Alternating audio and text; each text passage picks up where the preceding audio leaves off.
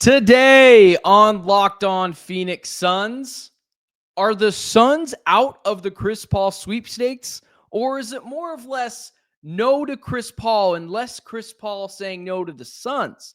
What is the best offseason acquisition for the Suns this season? And as well as, is the Nick Richards market shrinking or growing? Let's talk about it all next.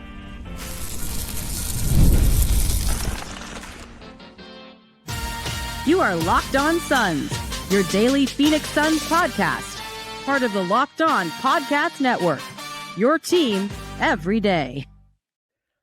Welcome back into Locked On Phoenix Suns. My name is Benjamin Garcia, a credentialed media member covering your Phoenix Suns. Thanks for making Locked On Phoenix Suns your first listen on this beautiful Thursday. Don't forget, Locked On Phoenix Suns is free and available on all platforms, including YouTube. So click that follow and subscribe button to do what thousands of other Suns fans have done every day, or I guess what Suns fans have done, become an everydayer and get locked onto the Phoenix Suns every single day. Joining me today, my guy. We have a lot of things in common. Kevin Durant both dislikes us.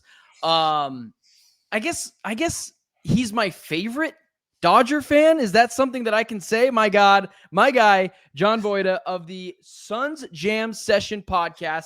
I wanted to throw some shade at you first. Like we have 30 minutes to do on the Phoenix Suns. But I wanted to just I didn't wear this hat today. It's the new Diamondback hat that I'm wearing for 4th of July. I got it at the game last night. We won. But the comment section says I've been wearing too many hats recently, so I've been trying to tone that down for them. But I just wanted to throw some shade at you for being a Dodgers fan, because John being a perfect description of what someone who thinks they have it all together looks like, but then you find out they're a Dodger fan, they just don't. What's up, man? Not much. I mean, I could show you a couple banners I have right behind me here in my office, but you know what? I don't take any shade from Diamondbacks fans, because there's, at the end of the day, you know, we are products of our environment. And I was born here in Phoenix. I grew up in LA. 88 World Series was, you know, I started going to Dodgers games in 1988. So you can't take the emotional connection away from a fan, even moving back here in Phoenix back in 1994. So I follow the Diamondbacks. I appreciate who they are. I was at games 2, 6, and 7 of the World Series back in 2001 when I was a senior in high, or just grad high school. So I appreciate it. But I mean, there's nothing you can say to hurt me, man. We have the most beautiful color of blue you've ever seen in Pantone 294, and the Diamondbacks have the ugliest colors I've ever seen. That teal is so gross, bro. You're not gonna get me to say anything nice about the Dodgers. It's okay. I don't expect you to. It's funny because I told Brendan today, because Brendan is out today. He's doing some other things. And I said, I think I'm going to try out John today. And he goes, John is great. He said, just make sure you give him bleep for being a Dodgers fan. So that's where that came out of for the first couple of minutes of the show. He's a Padres fan. He's a Padres fan. These guys not perfect either. Anyways, man, there's a lot of things to get into on today's show. People don't want to hear us ramble about baseball, although we could. The Diamondbacks are looking decent right now. However, there's some kind of insane news. And I told John to start the show, you know, man, I think I want to go here, here, and here. And legitimately, as he gets on, I said, hey, how do you feel about being flexible? Because there's this real little trickle of Suns news that's coming in, but kind of a big deal. And we'll start off here. The Chris Paul saga to the Phoenix Suns, we thought it was dead. Gambo comes out, puts the axe to it. Ramona Shelburne says, no, I actually think who is pretty tied into the Arizona market. No, I think Chris Paul is going to go to the Suns. Gambo comes out and says this really interesting tweet. Sticking with what I said, I do believe that Chris wants to come here, even if it means an extremely limited role. I just don't see it happening. I will say highly unlikely, responding to Ramona Shelburne, who said that Chris Paul is the most likely spot for Chris Paul here with the Phoenix Suns. So, you know, man, I'll ask you, are you surprised that it's, you know, we can get into the fit and get your opinion on it, but are you surprised it's a little bit of the Phoenix Suns not saying, no, it's not us, it's you? Because I kind of am. Well, I'll start by saying, yeah, we had a different cadence that we were going to operate relative to the topics, you know, but champions adjust. And, you know, just like the Los Angeles Dodgers, the best team in baseball right now. But I think you got to look at the history of this relationship with Chris Paul. And it seems like, if you recall, Chris Paul was traded to the Washington Wizards for Bradley Beal 2 summers ago, and he didn't say the nicest things out the door, right? Kind of talking about how Matt Ishbia and Isaiah Thomas were part of the conversation, that he heard about it through a third party relative, or rather than hearing about it from the organization itself. But it sounds like, based on Ramona Shelburne's reporting, that he's willing to bury that hatchet. He wants to come back. He wants to play with Devin Booker. And the question ultimately becomes, does Matt Ishbia want to deal with Chris Paul? Does Isaiah Thomas, dare I say, want to deal with Chris Paul? I think it's a great fit. I think that if you bring him in here, especially in an extremely limited role, and you put him in a slot that we are definitely in need of. We need point guards, and to have the point guard even at 40 on this roster is something that I could see as beneficial. I know we'll talk about momentarily, but I think that the Suns, by doing this, it's one of two things.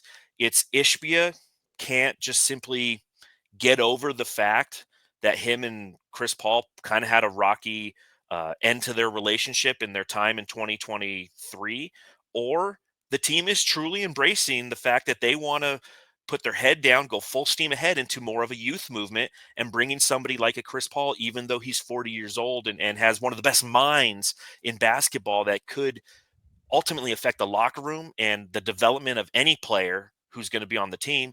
They see that as more of a challenge than something that could be productive for the organization. So I'm kind of shocked when I heard Gambo, because if Gambo says it and reaps it, I mean, that's what he does, right? He reaps these things, and typically he's right when it comes to it. So I know that there's Suns fans out there, our readers at Bright Side of the Sun, they're very much aligned with allowing Chris Paul to come back and be a part of our lives again. But, Ben, it looks like it might not happen.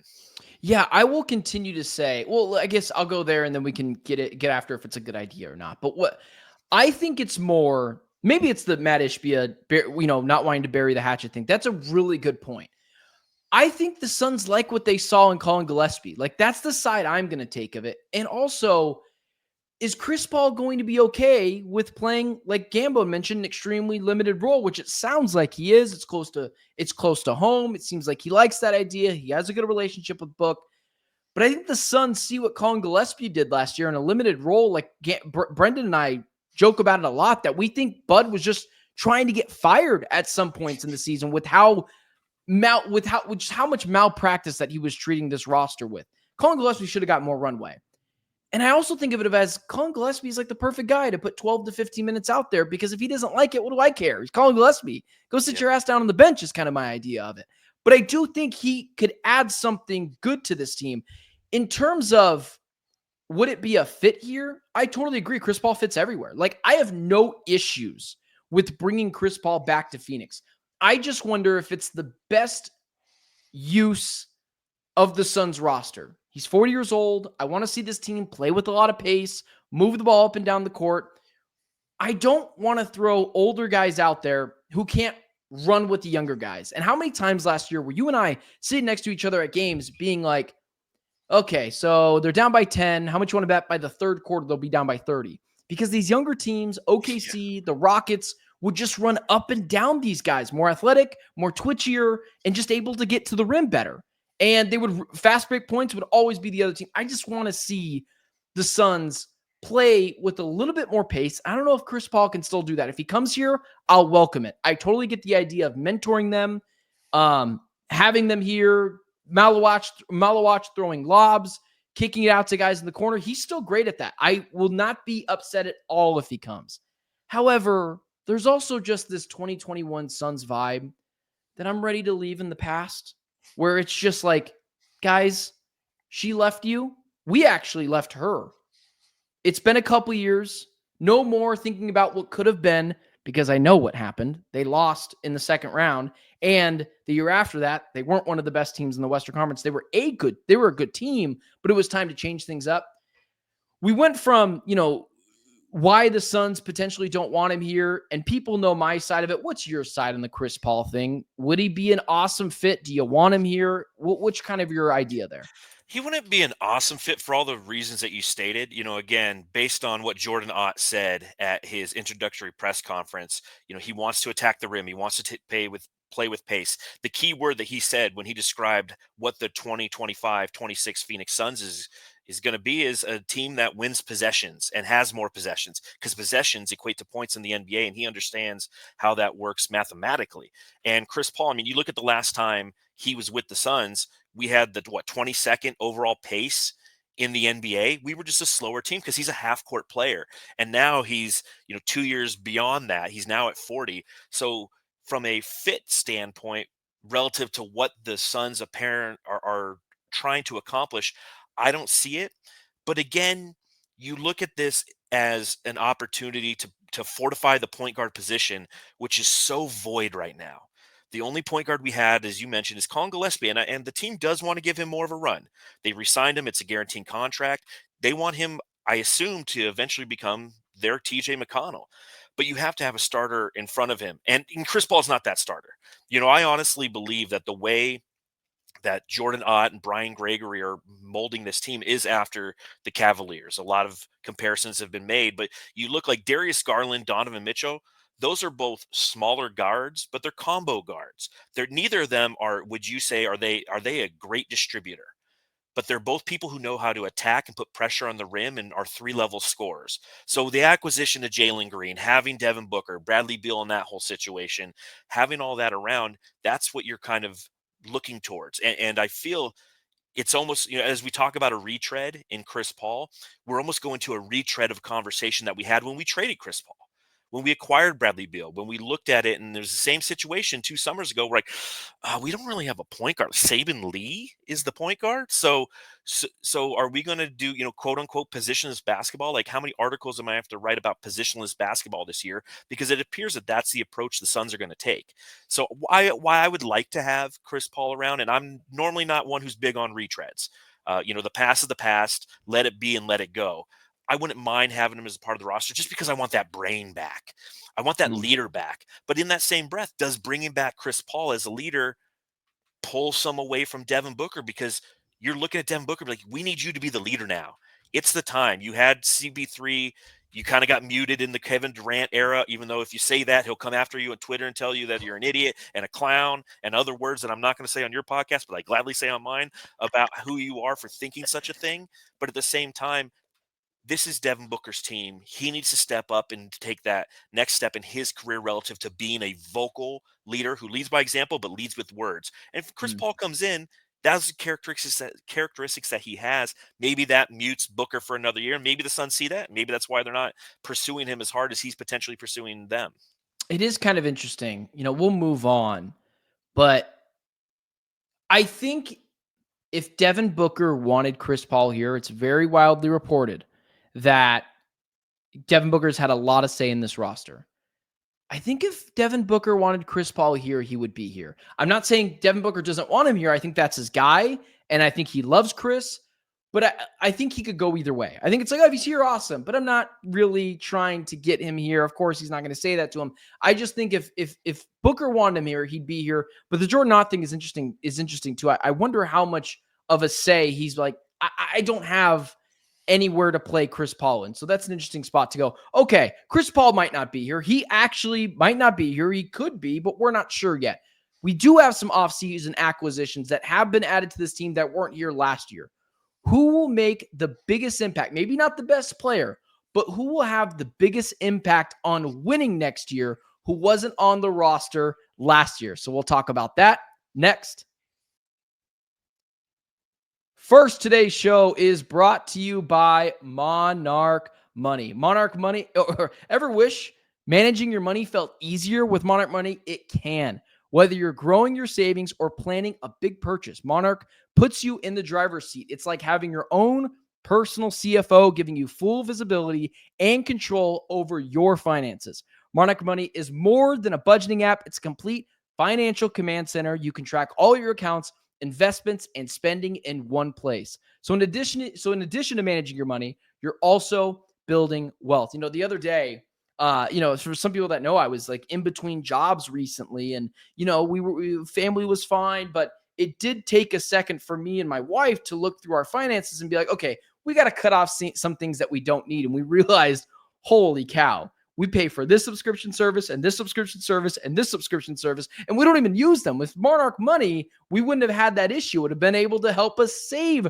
that money and help us realize how much we're spending. So take control of your finances with Monarch Money. Use code LOCKEDONNBA at monarchmoney.com for 50% off your first year. That's monarchmoney.com, code LOCKEDONNBA for half off your first year. Keeping the show rolling. Listen, John, I know you're listening to me doing this ad reads, and I'm like, listen, that's normally Brendan's job. Brendan's Michael. I'm Scotty. Like, you asked Scotty to come, and I'm going to do a pretty good job, but it's not going to be as good as Michael. So, hopefully we'll figure those things out either way. Hey, listen, I'll tell you, Monarch Money sounds great. Do what I did, marry an accountant. It's so much better than an app.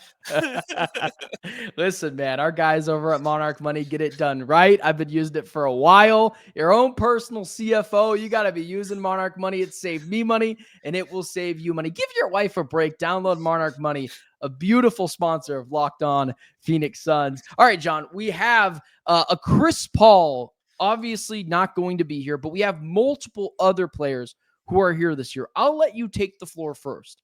Out of Kamal Malawatch and Rasheer Fleming, Jalen Green, Dillon Brooks, maybe we'll agree here. But what guy, maybe not the best player, you could go that route if you want to, but who do you think will impact winning the most when it comes to next season from a player that wasn't on the team last year that is on the team this year? Who would your pick be?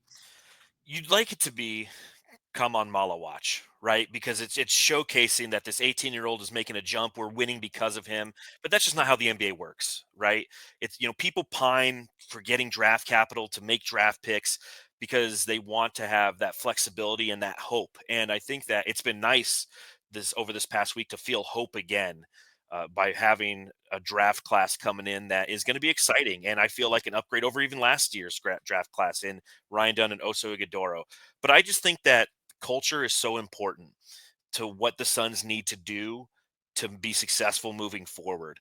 And as much as I can't stand this guy, and if anybody's ever watched the Suns Jam Session podcast over the years, I repeatedly call this guy, he has the most punchable face in the NBA, flopping around as an Oregon Duck, flopping around the league, pushing people, fake tough guy. I've said a lot of things about him. I'm excited to see Dillon Brooks, Ben. I honestly think that he's going to be when you say who's going to help us and make the greatest impact relative to winning, it's Dillon Brooks, because Dillon the villain is going to bring an attitude that we haven't had since Jay Crowder, and the last 2 seasons, we've desperately missed any semblance of an edge. We get super excited when Ryan Dunn disrupts plays on defense not because he's the greatest disruptor. Ryan Dunn's an above average defender, but he's not an elite defender, at least not yet in his career, nor should we expect that from him. But that's what you're going to get from Dillon Brooks, a seasoned veteran, time and again. He's going to be a disruptor. He's going to have attitude. And the hope is, like Jay Crowder, he rubs off on the players around him and impacts the way that they play and from a mental approach. Because time and again, that team last year was mentally weak and they had no edge to them. So he's going to impact winning. Now, I don't know if the winning comes in the form of wins and losses for this team, but from a competitive standpoint, he's going to really assist the Suns in making that jump. And I'm excited to see it. And I'm buying all the stock that Dillon Brooks, which is really weird for me to say out loud because I've been so anti Dillon Brooks for so many years, Ben. So it's funny, man. If people want to pull up old videos of me that I've made on Dillon Brooks, I would agree with you, because I didn't expect this to be a Dillon Brooks segment. I thought I was mega mind thinking it, but I would agree with you, man. For all the things that you had said, I'll echo all of those things, and maybe I'll briefly push it over to someone else because I do think there are other guys on here too. But that would be my number one pick. I don't think Dillon Brooks is the best player. I don't even think he's the best player that came back in a trade or in the draft. I think maybe you could argue Malawatch could be awesome next year. You could argue Jalen Green could figure it out. But exactly that, man. This team was pushed around last year. They were soft and mentally soft too. I don't want to call guys mentally weak because it feels a little too personal. But like Kevin Durant, man, respond to guys on social media about how great, the leadership is in the locker room, but I see it on the floor every night and it's not great. I don't think Dillon Brooks, I would say, is like this all-time leader. But what I do love is that when someone pushes Devin Booker, I know someone's about to get ejected, and it's probably going to be Dillon Brooks. I need a player to get ejected from this team once every 10 games. And Yeah, if I was putting my money, but it'd be Dillon Brooks. and it shouldn't be Mason Plumlee, guys. Like, that was No, the issue last God, year. Mason God. Plumlee was our enforcer. Like, that right there is the definition of what was wrong with this team. So going into next season, knowing that you have somebody like that on your team is valuable. Every team needs it, and that's what creates culture. That's what creates a bond with players. And last year's players and the team, no offense to the players, but it felt like, from a fan's perspective and those who cover the team from a media perspective, that it was a job. They came up, they showed Mhm. up, they did what they were supposed to do. Oh, didn't win. Okay, time to go back and say the same thing over and over again until it's like game 80, and Devin Booker's like, yeah, this isn't working out, is it? It's like, How yeah, it many hasn't worked out all season.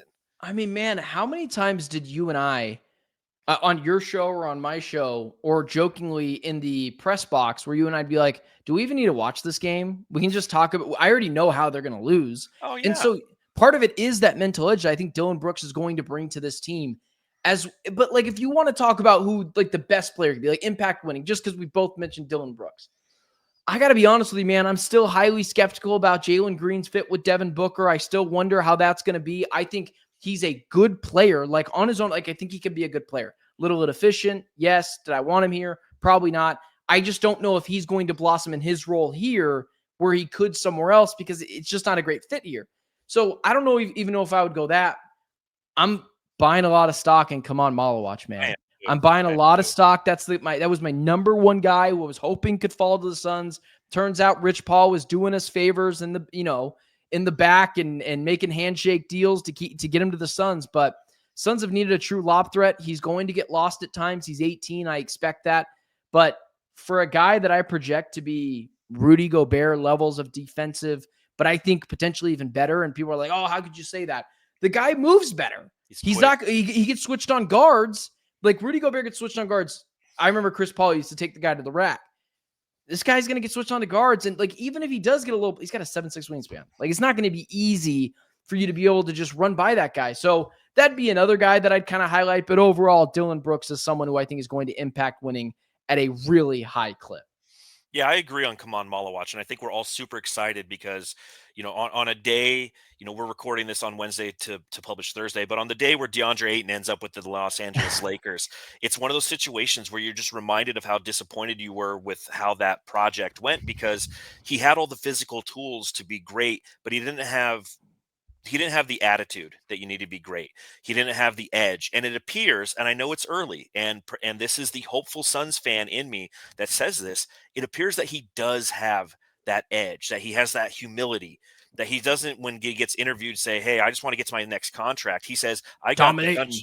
I've got the country of Sudan behind me, and he's crying his eyes out, So he has a lot of those similar tools that Ayton had. He's taller, he's longer, but he also has the lateral quickness. That's what makes DA such a great Mm-hmm. prospect, and Would and, agree. and somebody who, as a Laker, who's going to be good on the defensive end. He's a great, you can gamble on the defensive end, and that's where you bring it back to kind of Jalen Green. And I'm with you when you talk about Jalen Green and a lot of the challenges that he's going to take and things that I haven't seen from him his entire career.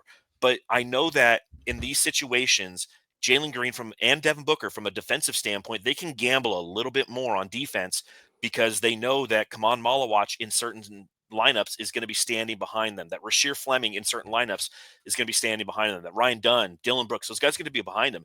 And you run it back to that team that went to the finals. Chris Paul and Devin Booker didn't have to be elite defenders because they had DeAndre Ayton and Mikal Bridges back there and Jay Crowder, guys who are going to collapse appropriately in the paint and pick up and make up for some of your mistakes. And with Malawatch's length, he's going to have the ability to swat some of those shots. Mm-hmm. So there is a world where this team can surprise me.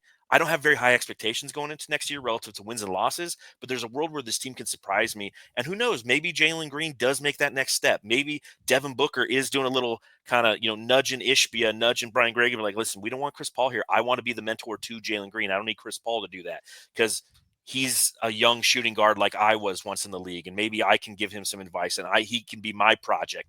This one's on me. I mean, these are all back room conversations and assumptions by me, but there could be an opportunity where this team does surprise a little bit. I'd still like to see a little bit more point guard depth right now, but I'm old school that way, and I'm a Phoenix fan. We're used to having point guards.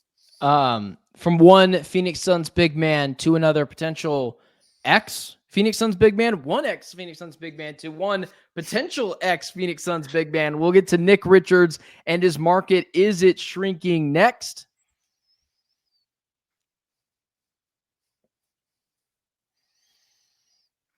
Nick Richards back here on Locked On Phoenix Suns. It looks like his trade market could potentially be shrinking, but before we get into, because you just mentioned DeAndre Ayton, right?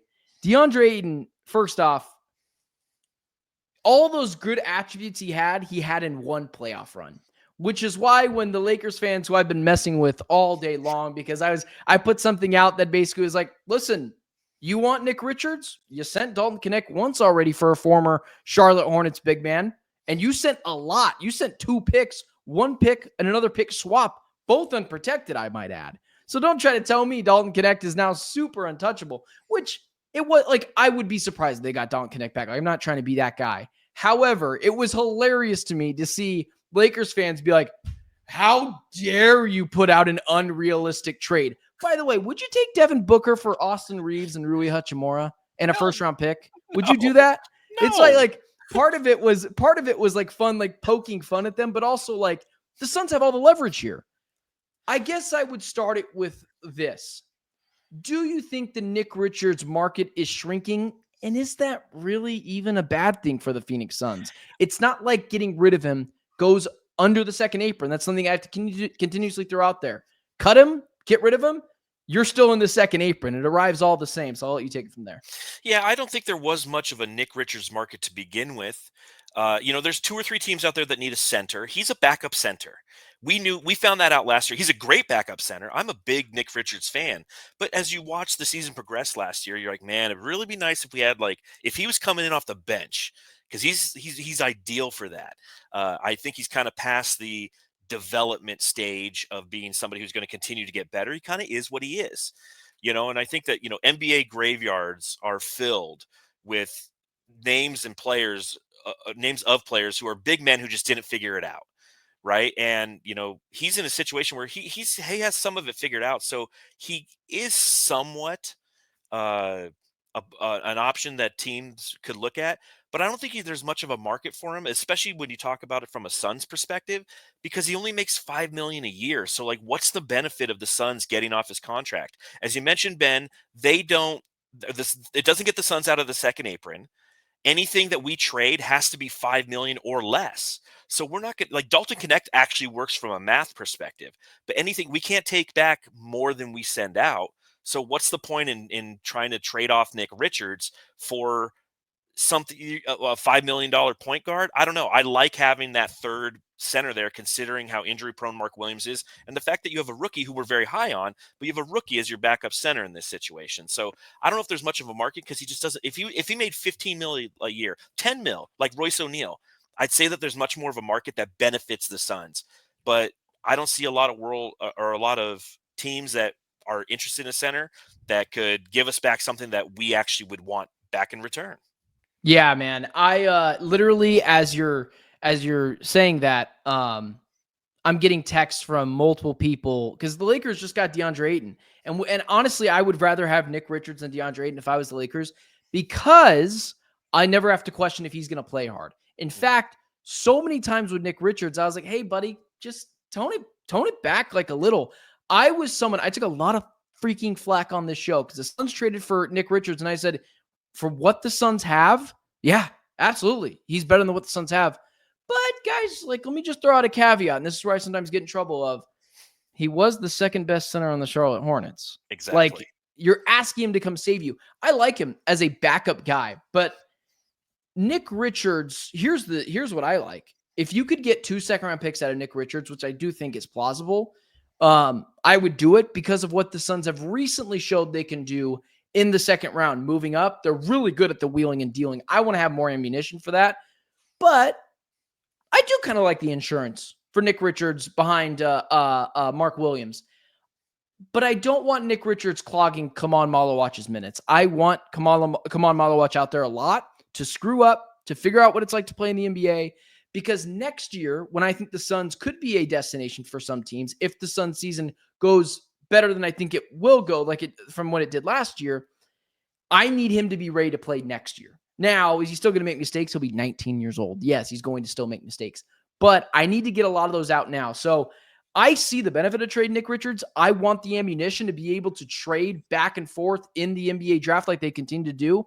But if they keep him around, the heck do I care? It's kind of funny. This is kind of like the argument you and I had on Twitter Spaces the other day. It was like, well, the Suns need to get into the second apron because this, and that. And I'm like, oh, I don't really care about those things. And, it's okay to differ. You might just like the flexibility. You like options. For me, I'm just like, what do I care? And for you right here, you're saying, I kind of want to keep Nick Richards here. It gives me options. And the same point I'm saying now is I don't really care. I kind of want to run it out with Kamal Malawatch, which isn't a great, saying I don't care is not a great point, but overall it's I think it's the right move, if that makes sense, of I think you should move off and get assets here. So anyways, man, any final thoughts on Nick Richards? Yeah, don't disagree. And again, you can kind of see how I'm built as just a human being. I'm somebody who's big on having options, and I like having those at my disposal. So when the time comes, you have the ability to make multiple decisions and give yourself. But I don't disagree, because I think you do bring up a good point on this, like the second round picks. We've seen what the Suns can do with them. We see how they can navigate. But I think the key for the Suns is they need to have somebody identified that they want to add to the team, because if you do get rid of Nick Richards, you're essentially, again, not getting under that second apron. So you can't go get anything else. You can't get anything else anyways. I mean, they're so far over the cap, it's ridiculous. My point, yeah. So you have to have somebody identified from a veteran minimum standpoint who you want to add to this team and this roster that's going to fill a spot. And again, the way I look at it, Williams is going to be hurt next season. He plays 40% of his games. So fair. If Williams is hurt, and then it's like, come on, Malawatch getting more playing time, who's his backup big? Then we're forced to go small with Oso Ighodaro. But if you got Nick Richards, again, you have those options. And that's what I like. I like having options, and I don't dislike Nick Richards. And I love the idea of him potentially coming off the bench if Kaman's playing the primary center, because Nick Richards loves to foul. And when he's a backup big, he can foul all day. So that's what we need from him. Foul, baby, foul. All right. For my favorite Dodger fan, John Voita, I didn't even mention this at the beginning, but my guy over at Bright Side of the Sun does amazing work there. We have referenced his work multiple times on this show, not too much. I don't want to get a swelled head here. And also of the Suns Jam Session podcast. Check that out on YouTube, or I'm assuming wherever you get your podcasts as well. My guy, John, thanks for joining me, and I appreciate you blessing the Phoenix Suns fans, man. No, I appreciate it. A lot of passion goes into covering the Suns, and, we got a long offseason of having a lot of conversations about what this team's going to be next year. So appreciate you. It's been like 4 years since I've been on Locked On. So Brendan has it out for you, man. Dude, Brendan has it out. Now I know why you were sweet talking me all year. You're like, Brendan won't have me on. Have me on, please. But actually, with that being said, guys in the chat, let me know if there's other guys that you want me to potentially reach out to when Brendan takes a surprise sabbatical. Brendan will be back tomorrow. Thanks, John, for joining me. And until tomorrow, guys, it's been Locked On Phoenix Suns.